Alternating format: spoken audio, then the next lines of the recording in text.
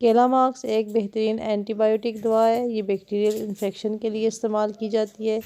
یہ مختلف فلیور میں آتی ہے۔ 60 ml میں بھی دستیاب ہوتی ہے اور 90 ml میں بھی دستیاب ہوتی ہے۔ یہ پاؤڈر فارم میں ہوتا ہے جس میں پانی شامل کر کے سسپینشن بنایا جاتا ہے۔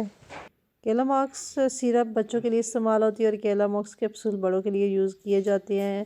ناک کا انفیکشن، کان کا انفیکشن، گلے کا انفیکشن، چیسٹ انفیکشن وغیرہ میں ڈاکٹر بچوں کو اور بڑوں کو کیلاماکس سیرپ ریکمینڈ کرتے ہیں۔ اس کے علاوہ پھیپھڑوں کے انفیکشن میں بھی ڈاکٹر ریکمینڈ کرتے ہیں۔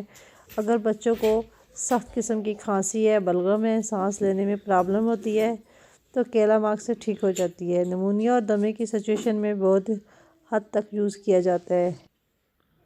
پیشاب کی تکلیف میں، مثانے کے انفیکشن میں یا پس آنے کی صورت میں کیلاماکس کا استعمال کیا جاتا ہے۔ اس کے علاوہ سکن انفیکشن یعنی جسم یا منہ کے اوپر دانے یا پھوڑے نکل جانے کی صورت میں بھی، یا دانتوں کے اندر پیپ وغیرہ جب پڑ جاتی ہے تو اس صورت میں کیلاماکس کا استعمال کیا جاتا ہے۔